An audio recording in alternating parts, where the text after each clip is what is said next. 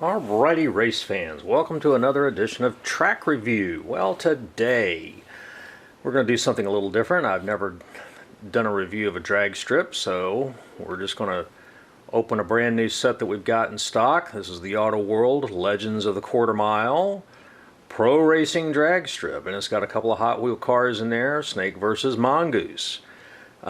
This particular set is kind of a stripped down version of their normal drag race set. Their normal one has an electronic start and finish line. This particular one just has a gate on either end. I'm unsure how we decide to start the thing. I guess somebody calls it, hey, go, and then you hit the little flag at the end to win. So it doesn't have an electronic Christmas tree to start, but anyway, it's kind of a budget set, so we'll see what kind of play value this thing has. And so let's get to shaking this thing out and seeing what's in the box. Okay, so here we go with the set as it's opened.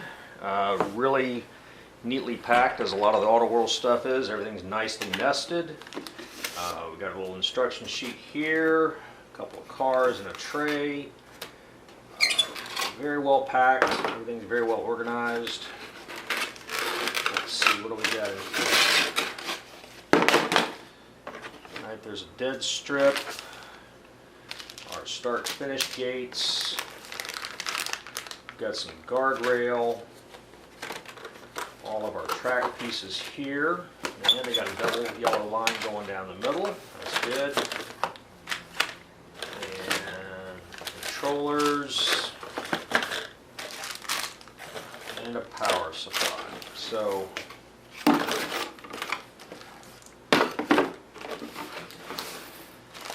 let's proceed to get this thing laid out and cranked up. Alright, we've got it basically set up pretty quick. Auto World has just done a really great job of packaging their sets. Compared to some of the things I've seen in the past. Just really well done on that, very well thought out. Instructions on how to put things together really clear, really isn't any guesswork at all. Complete, easy to read list. They give you another more detailed assembly guide. This is probably a generalized thing for most of their sets. They talk about proper power hookup, a little bit of car maintenance, track maintenance. Here again, pretty substantial pieces of paper, well printed, and they even give you a good customer support piece right here. If you need to return something or there's any problem or whatever, they point that out there. And then a little promotional piece, nice little color thing here. This is the more traditional set that they have with the electronic gate, and some promotional pieces in here. You can buy that electronic gate as a separate item if you like. There's additional pieces. There's a return loop that you would have basically to turn this thing into a big oval so you don't have to go chase cars down at the end. I've not ever seen that in person work. I don't really have any experience with that. But alright, so let's get some cars on here and see what we can do. Alright, we got the thing all set up, and like I think most Auto World controllers, they give you plenty of wire so you can at least stand up perhaps and run the race. And it's, it'll fill up the living room, there's no doubt about it. They say 13 feet of track, and I would believe that. So it's figured out for pretty much most modern households and what they've got to work with. A scale quarter mile, I believe, is somewhere around 21 feet. This is obviously about half that. But anyway, let's see how these things work. Alright, so here we go. I really wish I had my test driver, Ernest T. Bass, here to help out, but he's out of town right now, and occupied with some other endeavors, so I'll have to try to do this one by myself. So I haven't test run this at all. We've set this thing up. I did check the power of the car as the back wheels turn, so let's just kind of see how this thing works. Just cold. All right, 1, 2, 3, go. Well, that's kind of interesting. The blue car won maybe by default because the white car hit a bad guardrail. So let me see what's going on with that, and we'll try it again. Alright, so let's try this again here and see what we get. Alright, 1, 2, 3, go!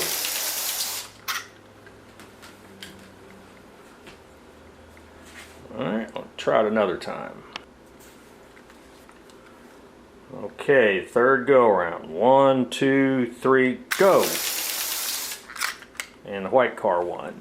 It's kind of interesting. I mean, right out of the box, I think the first couple of passes, the blue car won, and now maybe the white car is breaking in some, and it won. We ought to try switching lanes and see what happens. But for the most part, the cars really are pretty evenly matched. For factory cars, it's not like there's a great disparity. So let's switch lanes and see if the white car is still the winner. Alright, so now we put the white car on the right and a blue car on the left. And let's see if maybe it's lane choice or the cars are just really that much different. Alright, 1, 2, 3, go! And the white car won. So he probably won by, I don't know, a length. Maybe, not much, so that's pretty good. It'd be interesting to maybe take a minute and go downstairs and see if we can tune these cars up and see if there's any little tweaks we can do to kind of improve their performance. But I mean, I'm impressed so far that they run as well as they do, considering some of the issues some of the other Auto World products have had in terms of their chassis in previous efforts, to be polite. But so far, I think I'm reasonably impressed with the play value so far. So let me take a break and go wrench on these critters and see if we can get a little extra performance out of them. Alrighty, race fans, well, we're back, and we've got a couple of special guests tonight. Our test driver, Ernest T. Bass, came in from out of town, and he promised not to throw any rocks at the windows, so I thought I'd let him in and drive some cars. And then the snowman came by and dropped off Fred, and so we got his presence here. So let's get right down to it and run some cars. All right, so I'm going to be shuttling the cars from the end back down the start line, and I took the cars, like I was saying, to the workbench and did a few little things to them. We put in some better magnets in the motor, better rear hubs, O-ring front hub sets on them, but I actually took out the double dot magnets once I got the better hubs on the back. I thought the cars didn't need that, so I'm not sure they're any faster, but they sure are a lot smoother. And so we will see what we got here. Alrighty, so just 1, 2, 3 and go, and hit them at the same time. 1, 2, 3. Alright, white car wins. Swap lanes.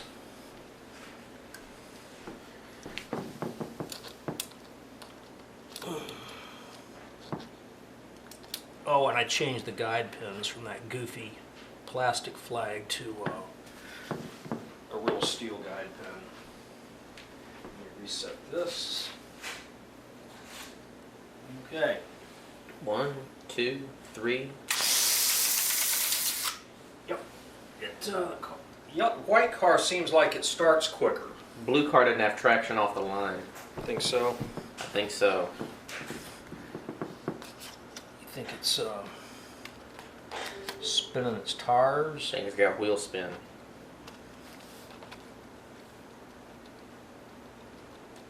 Both got the same amount of downforce. All right, we'll try it again. Listen real close and tell me what you think. All right.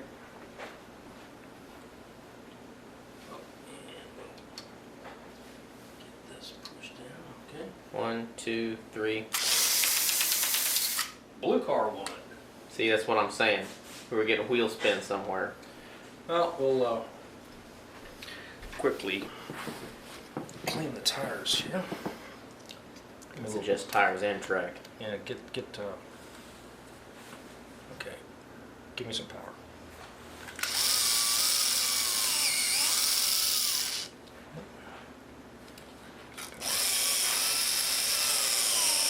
Okay.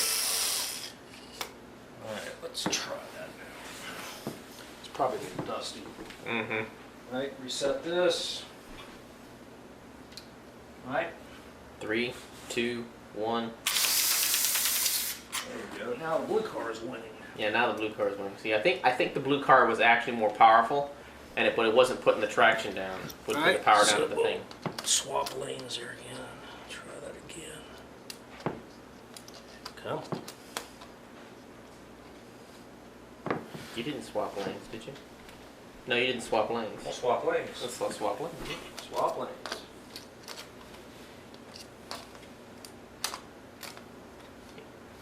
Okay. Alright. 3, 2, 1. Yep. So the blue car actually now is a little faster. All right, let's take a break, and I'm going to try a couple of other cars here and see how well the track does. All right, we have another couple of special guests that stopped in. Bandit, he dropped by, and then the Duke boys, they came in. So they got some real hot rods, and we're going to see what we can get done with them. All right, we made a couple of passes with our guests here, and we quickly found that the standard Auto World Power Pack just doesn't have enough octane to push these big block motors these boys brought with them today. So, I mean, we only got a half an amp in this thing, and it'll run one of these cars, but it won't run both. So we go down and get our famous power hack, where we've got about 5 amps of power, 24 volts. So I think we're ready to see which one of these boys is faster.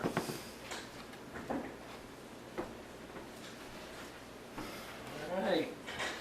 3, 2, 1. I tell you, it was photo finish. Duke won that one by about a half a car length. So let's swap lanes and see if it's lane choice that makes any difference here. But they were neck and neck, maybe a half a car length.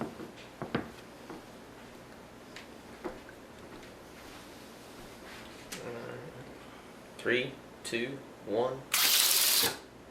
Ooh. So maybe lane choice on that one. Bandit won that one by just, here again, another half a car length. Let's go back the other way and see if we get Duke to win again. All right. 3, 2, 1. Yep, Duke won that one. Here again by half a car length. We'll just swap one more time. But these cars are so close, so close.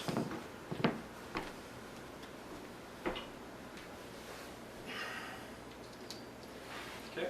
3, 2, 1. Yep, Bandit won that one. So I guess there's just a little bit of power differential in the lanes, because we've run each of them a couple times, and the right lane's always just a little quicker. But both these cars were within a half a length going down when they went through the gate. So the chassis underneath these are our BDR Bulldog chassis that we sell. These particular cars, when I built them, I did put them on a dyno, and both their dyno numbers were exactly the same. So they actually, on the track that does bear out, that they are neck and neck. Now, I can't guarantee if you buy one you're going to get one of a certain dyno number, but generally if a guy buys 2 or 3 of these things, I try to give them cars that are pretty close in terms of dyno numbers. So let's set this aside and we'll come back for a wrap-up. Well, guys, I lied. We had another couple of special guests come by, and I just can't resist. We have the Roadrunner and Coyote here. I don't know if you can see those guys or not. We're going to see what they do. These are actually the new Hornby cars, and they're designed to run a little bit different track system, but they will run a little bit on these traditional things, and they're made to run with battery power. So when you put full power to them, the cars are little rockets. So we've got full amperage and 24 volts. So let's see if we get another even Steven. All right. 3, 2, 1. Wow. Equal cars. Coyote won that one. Let's see if swap lanes and see if we can get Roadrunner to catch a win here. Okay. 3, 2, 1. Yep, Roadrunner got it. Run 2 more because I still think the right lane's faster. I mean, these cars right here, both of these cars are just nearly going across at the same time. They're so fast.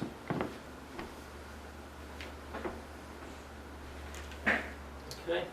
3, 2, 1. Now, let's see. Roadrunner was in the left lane, wasn't he? Mm-hmm. Yeah, he won that one outright. So we'll put him back over here because he was going across. He went across a couple of lengths ahead of Coyote.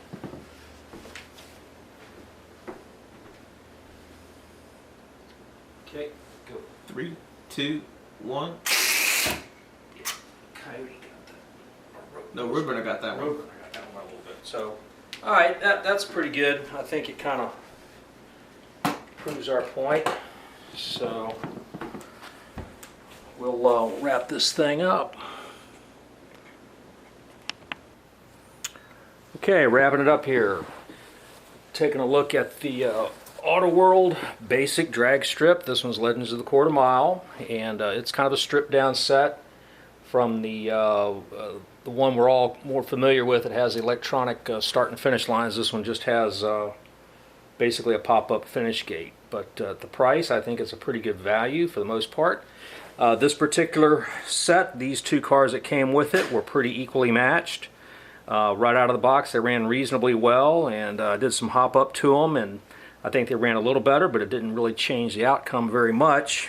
I think it gave the blue car just a little bit of an edge after we gave it a hop up, because prior to that, if you recall, I think we were winning a little more with the white car. So we went to run some better quality cars, our basic Bulldog chassis underneath these 2 bodies here, and the half-amp power supply was just not enough octane to get these cars down the track, so we hooked up our power hack to give us more voltage and more amperage. And then just for giggles, we've got a number of these Hornby HO slot cars that are designed to run on a battery track at probably, I don't know, maybe 6 volts or something like that, low amperage. So when you put some really good power to them, they are rockets. These things fly. So I think all in all, for what this set is, it does provide a pretty good level of play value. If you want to run better cars, you're going to have to get better power.